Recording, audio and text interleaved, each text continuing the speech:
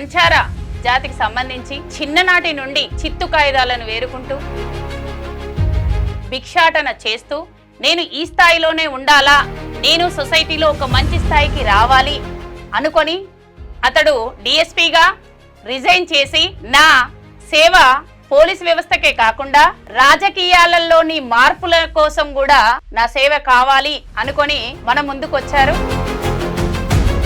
సంచార జీవితము అనుభవించినటువంటి సంచార జీవితం ఏదైతే ఉందో తల్లిదండ్రులు మా జాతి ముఖ్యం.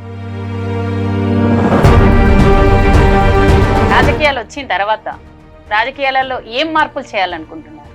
ఇప్పుడు మీకు ఒక విషయం చెప్పాను, మన కళ్ళ ముందు ప్రజలు పడుతున్నటువంటి అవస్థలు ఉంటాయి.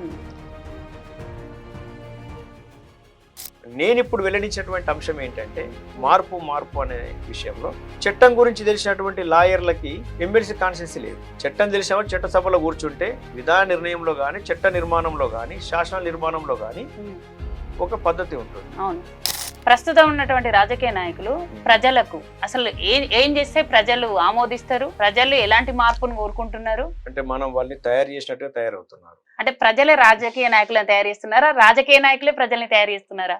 ఇది గుడ్ క్వశ్చన్. ప్రస్తుతం ఎలా ఉండాలంటే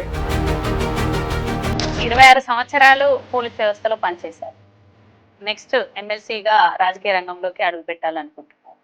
అక్కడ సాధించిన విజయాలే రాజకీయాలలో కూడా సాధిస్తాను అనే నమ్మకం మీకుంది?